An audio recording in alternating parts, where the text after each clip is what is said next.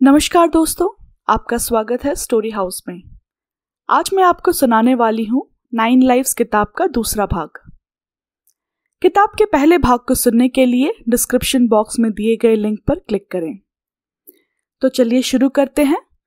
तृतीय भाग, the daughters of Yallamma. इस कहानी की पृष्ठभूमि है उत्तरी कर्नाटका के बेलगाम जिले में स्थित सौनदती गांव में यल्लम्मा देवी का मंदिर और इस मंदिर को समर्पित देवदासियों की कहानी और आज के समाज में उनकी कठिनाई। यल्लम्मा ऋषि जमदाग्नि की पत्नी थी। ऋषि जमदाग्नि को शिव का अवतार माना जाता है।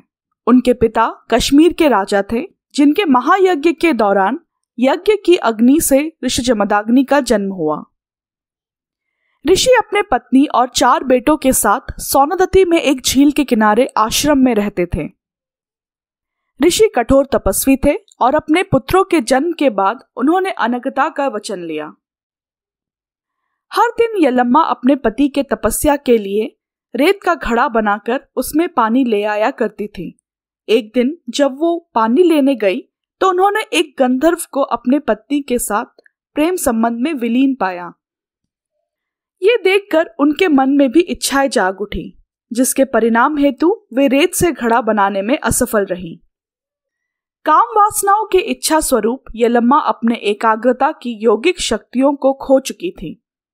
जब वो बिना पानी लिए अपने आश्रम पहुंची तो जमदाग्नि ने विषय का अनुमान कर लिया। गुस्से में आकर उन्होंने यल्लम्मा को श्राप दिया कि वह दर दर भटक कर भिक्षा करके अपने जीवन का निर्वाह करेंगी। यल्लम्मा श्राप के प्रकोप से बदसूरत बन गई। उनका सारा शरीर फोड़े और फुंसियों से भर गया। ऋषि ने उन्हें घर से निकाल दिया। यल्लम्मा ने अपने किए के लिए ऋषि से क्षमा मांगी, पर ऋषि का क्रोध शांत नहीं हुआ और उन्होंने अपने 4 पुत्रों को आदेश दिया कि वे अपने मां का सर धड़ से अलग कर दें। पुत्र नहीं माने। आखिरकार सबसे छोटे पुत्र परशुराम ने अपने पिता के आज्ञा का पालन किया। ये देखकर ऋषि खुश हुए और परशुराम को वरदान दिया कि वे उसकी एक इच्छा पूरी करेंगे। ये सुनकर परशुराम ने बिना संकोच किए अपनी मां को दोबारा जीवित करने का वरदान मांगा। वचनबद्ध ऋषि ने वरदान पूरा किया, पर उन्होंने प्रतिज्ञा की कि आजीवन वो अपनी पत्नी का चेहरा नहीं देखेंगे और अपनी तपस्या को पूरा करने के लिए हिमालय चले गए।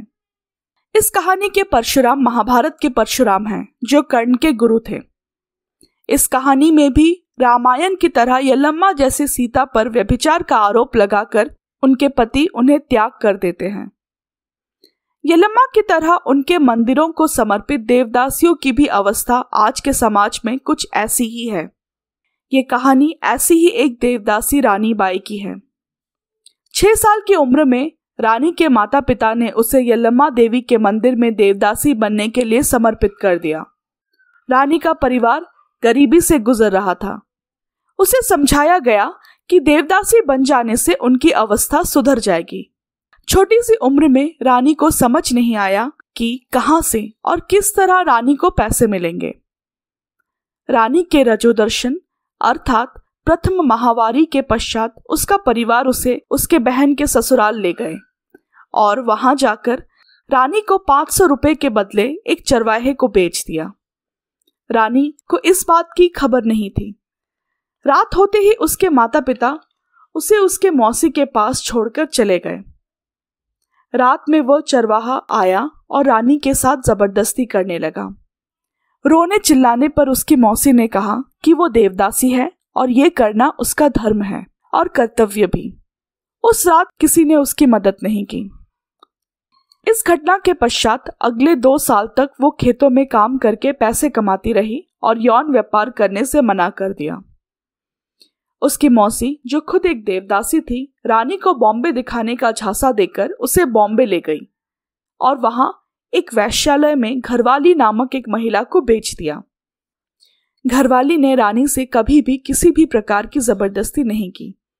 उसे पहनने के लिए अच्छे कपड़े, जेवर दिए, अच्छा खाना दिया। पहले महीने वो घर के काम में हाथ बटाती रही। फिर धीरे धीरे रानी को सुंदर लड़कों से मिलवाया गया और अंत में वो भी यौन व्यापार के लिए तैयार हो गई। 4 साल तक वो उस वेश्यालय में रही। उसी दौरान उसने अपने बेटे और बेटी को जन्म दिया। अपने बच्चों को लेकर रानी गांव वापस आ गई और पिछले 18 साल से वो अपने घर से यौन व्यापार कर रही है। इसी बीच रानी का संबंध हुआ एक शादीशुदा व्यक्ति के साथ और उन दोनों की एक बेटी भी हुई, पर यह संबंध लंबे दिनों तक नहीं चल पाया। रानी को एहसास है कि यह यौन का व्यापार करना अशोभनीय और असुरक्षित कार्य है, पर इसी व्यापार के बदौलत उसने अपने परिवार को आगे बढ़ाया, जिम्मेदारियां पूरी की और जमीन भी खरीदी ताकि वो इस व्यापार को छोड़कर खेती कर सके।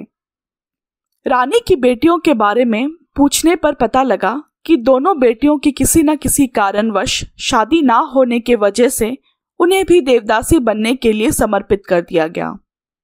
पर पिछले 1 साल में दोनों बेटियों की एड्स के कारण मृत्यु हो गई। आधुनिक और प्राचीन देवदासियों के जीवन शैली के बीच एक अकल्पनीय खाई जैसा फासला है।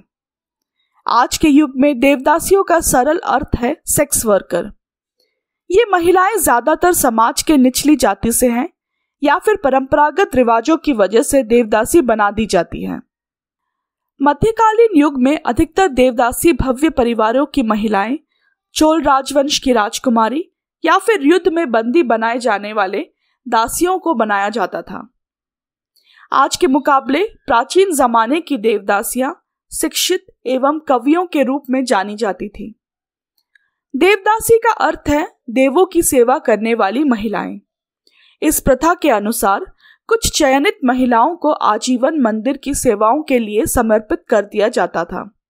इतिहास में देवदासी का वर्णन मिलता है 9वीं शताब्दी के आसपास, परंतु कुछ पुरातत्व विभाग के लोग मानते हैं कि देवदासी के प्रमाण मिले हैं 2500 BC में मोहनजोदारो सभ्यता के दौरान। लिखित विवरण का अधिकतर श्रेय जाता है चोल राजवंश को। 11 से 13वीं शताब्दी में चोल राजाओं द्वारा बनाई गई कई मंदिरों में उन्होंने कई महिलाओं अथवा दासियों को देवदासी बनाया ताकि वो भगवान की सेवा कर पाएं। पौराणिक लिखित प्रमाणों द्वारा हर देवदासी वैश्या नहीं थी। कई देवदासियां सन्यासी का जीवन व्यतीत करती थी और मंदिरों के कामों में, जैसे कि पूजा की विधियों में, भगवान की मूर्ति को सजाने में इत्यादि कामों में अपना समय बिताती थी। वासना के नजरिए से देवदासियों का प्रथम विवरण किया गया था 16वीं शताब्दी पुर्तगाली व्यापारियों द्वारा। उनके अनुसार देवदासी चरित्रहीन महिलाएं हैं, परंतु समाज में उच्च पदों के पुरुषों के प्रभाव से उन्हें विलासिता का जीवन प्राप्त हुआ है। पर आज के देवदासियों का औदा बाजारू औरत जैसा हो गया है।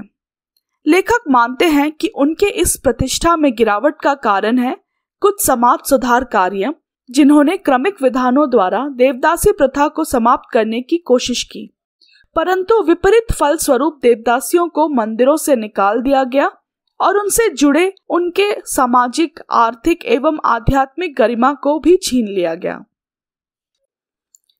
जीवन की कठिनाइयों के बावजूद रानी को विश्वास है कि देवदासियों को विशेष अधिकार प्राप्त है। जैसे यल्लम्मा देवी के उत्सव के दौरान ब्राह्मण उन्हें अपने घर बुलाकर खाना खिलाते हैं और उनसे आशीर्वाद लेते हैं।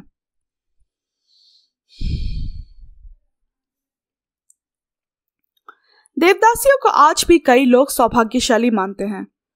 आज भले ही वो यौन व्यापार में शामिल हैं, पर आशा करती है कि जल्द ही वो कुछ पैसे इकट्ठा करके अपने गांव में खेती बाड़ी करेंगी।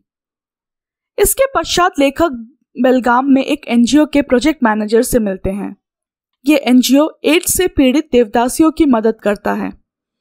वहां से लेखक को पता चलता है कि एड्स या फिर HIV से संक्रमण होने पर देवदासियों के परिवार उन्हें त्याग कर देते हैं या फिर किसी कमरे में बंद करके मरने के लिए छोड़ देते हैं। देवदासियों का परिवार आजीवन उनके कमाए गए पैसों से चला आ रहा है, पर उनमें एड्स के संक्रमण के पश्चात उनके परिवारों की प्रतिक्रिया उनके प्रति कठोर हो जाती है। लेखक को रानी बाई के बारे में भी पता चला कि पिछले 1.5 साल से वो HIV पॉजिटिव है। इलाज चलाए जाने पर एड्स को रोका जा सकता है, पर लेखक को डर है कि रानी भी अपनी बेटियों की तरह ये लड़ाई हार जाएंगी। चौथा अध्याय, द सिंगर ऑफ एपिक्स। ये कहानी है राजस्थान में रहने वाले महाकाव्यों के गायकों की। ये महाकाव्य परंपरागत रूप से पीढ़ी दर पीढ़ी भोपा समुदाय के परिवारों द्वारा गाया जाता है। इन काव्यों का कोई लिखित विवरण नहीं है, ये सारे मौखिक व्याख्याएं हैं। भोपा समुदाय के लोग मूल रूप से लोक देवताओं का गायन करते हैं। ये समाज के निचली जाति से हैं और गांव में चरवाहों का काम करते हैं। अधिकतर भोपा समुदाय के लोग निरक्षर हैं, पर इसके बावजूद भी इन्हें इन महाकाव्यों के छंदों की विशाल मात्रा कंठस्थ है। राजस्थान में कुछ 20 महाकाव्य कविताएं हैं, जिनमें से 2 प्रमुख हैं। प्रथम पाबूजी का काव्य और दूसरा देवनारायण का काव्य। पाबूजी का महाकाव्य लगभग 600 साल पुराना है। उस समय पाबूजी जैसलमेर में बसे कोलू नामक गांव के मुखिया थे, पर आज के समाज के लिए वे राठौड़ वंश के राजपूत हैं। ये काव्य बयान करती है उनकी वीरता की, उनके सम्मान की, संघर्ष की और अंततः उनके शहादत की। ये एक स्थानीय गाथा है एक गांव के मुखिया की और उनके गांव के पशुओं की रक्षा की। पर सदियों से मौखिक रूप में चले आ रहे इस गाथा ने इसके नायक को दिव्य योद्धा और भगवान के रूप में परिवर्तित कर दिया है। इस रूप में पाबूजी गायों के अपहरणकर्ता जिंद्रफ खिंची को पराजित करते हैं, फिर मिर्जा खान नामक एक खलनायक से अपनी स्त्री के सम्मान को बचाते हैं और फिर लंका में रावण से विजय प्राप्त कर अपने भतीजी के लिए उपहार स्वरूप ऊंट लाते हैं। पाबूजी का ये महाकाव्य फड़ के सम्मुख गाया जाता है। फड़ एक कथा चित्र है जो कपड़े के ऊपर बनाया जाता है। फड़ काव्य के घटनाओं के मुख्य अंशों का चित्रण है, जिसे पाबूजी के मंदिर के रूप में पूजा जाता है। फड़ को संभाल के रखा जाता है और काव्य गीतों के विवरण के समय इन्हें खोला जाता है। जब फड़ नष्ट हो जाते हैं तो उन्हें सम्मान पूर्वक गंगा में विसर्जित कर दिया जाता है। इस कहानी के मुख्य किरदार है पाबूजी महाकाव्य के गायक मोहन भोपा और उनकी पत्नी बताशी। मोहन भोपा अपने परिवार के आखिरी महाकाव्य गायक हैं।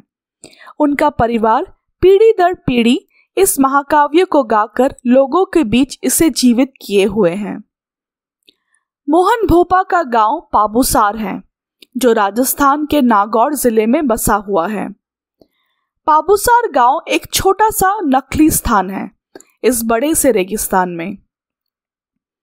इस गांव का नाम पाबूजी के नाम पर रखा गया है, क्योंकि गांव के लोग मानते हैं कि पाबूजी के दया से गांव में मीठे पानी का स्रोत उत्पन्न है। मोहन भोपा को गाते हुए सुनने के लिए लेखक उनके गांव पाबूसार जाते हैं। वहां उनके कार्यक्रम के लिए लोगों ने पाबूदेव के मंदिर के पास शामियाना लगवाया है।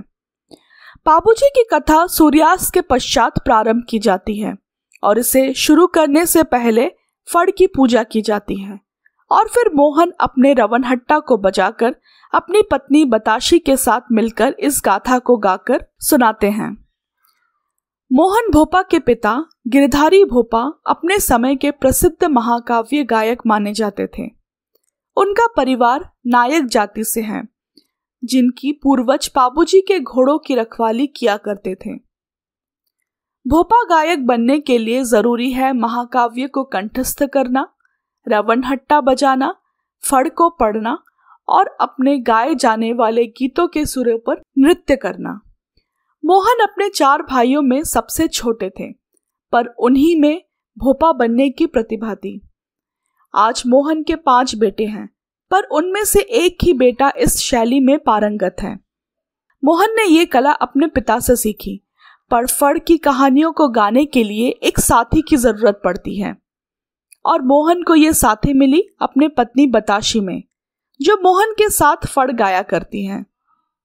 मोहन का मानना है कि पाबूजी की शक्ति गांव के जानवरों अर्थात गाय, भैंस, ऊंट, भेड़ों के तकलीफों को दूर करती है और बच्चों पर बुरे सायों को भी हटाती है। मोहन ने लेखक को ऐसी कई कहानियां बताई जिनमें मोहन के पिता पाबूजी की शक्तियों के द्वारा लोगों की स्वास्थ्य संबंधित तकलीफों को दूर करते थे। मोहन मानते हैं कि भले ही वो समाज के नीची जाति से हैं, पर भोपा के रूप में सब उनका सम्मान करते हैं। गांव के राजपूत या फिर ब्राह्मण गर्व महसूस करते हैं कि मोहन उनके गांव का है और सुप्रसिद्ध भोपा है। आज मौखिक कविता का चलन विलुप्त होता जा रहा है। होमर के महाकाव्य ओडिसी, इलियड, जो अपने प्रथम रूप में मौखिक काव्य थे, पर आज शैक्षणिक और साहित्य की कक्षाओं में सीमित हो गए हैं। उसी प्रकार मुगलों के समय का प्रसिद्ध महाकाव्य दास्ताने अमीर हमजा या फिर हमजा की कहानियों को आखिरी बार 1928 में दिल्ली के जामा मस्जिद में सुनाई गई थी। इन सब के बावजूद भारत, जिसकी साक्षरता दर 65% है, ये अन्य देशों के मुकाबले सांस्कृतिक रूप से ज्यादा जानकार है और यहाँ आज भी मौखिक महाकाव्य जैसे महाभारत और राजस्थान में पाबूजी के महाकाव्य सुनाए जाते हैं। पर भारत में भी बढ़ते टेलीविजन, फिल्म और बॉलीवुड के प्रभाव से ये कला और इनके कलाकार दिन ब दिन कम होते जा रहे हैं। पर राजस्थान में आज भी इन महाकाव्यों के मौखिक रूप को जीवित रखा गया है और इसका कारण है कि इन काव्यों को धार्मिक अनुष्ठान का रूप दिया गया है और इन काव्यों के नायकों को भगवान का दर्जा दिया गया है। एक ऐसे भगवान जो पाबूसार जैसे गांव के लोगों की दिनचर्या और उनसे जुड़े हुए समस्याओं का समाधान कर पाए। एक ऐसे भगवान जो स्थानीय देवता के साथ ही साथ राजा के रूप में भी पूजे जाते हैं। लेखक के पाबूसार गांव से आने के 2 महीने बाद मोहन को अपने ल्यूकीमिया के बारे में पता चलता है, लेकिन आर्थिक एवं सत्तावाद कारणों से उनका सही इलाज नहीं हो पाता और 10 दिन पश्चात उनकी मृत्यु हो जाती है। मोहन भोपा के चले जाने के बाद उनकी विधवा बताशी और उनके बड़े बेटे महावीर ने पाबूजी के फड़ को जीवित रखा हुआ है। और इसी के साथ समाप्त होता है 9 लाइव्स किताब का दूसरा भाग। अगले अध्यायों के लिए सुनते रहिए स्टोरी हाउस चैनल को। अगर आपको 9 लाइव्स किताब की कहानियां अच्छी लग रही हैं तो किताब को जरूर पढ़िए। लिंक नीचे डिस्क्रिप्शन बॉक्स पर दी गई है। अगर आपको ये वीडियो अच्छी लगी तो कमेंट्स करके ज़रूर बताइए। लाइक, शेयर और सब्सक्राइब ज़रूर करिए। धन्यवाद।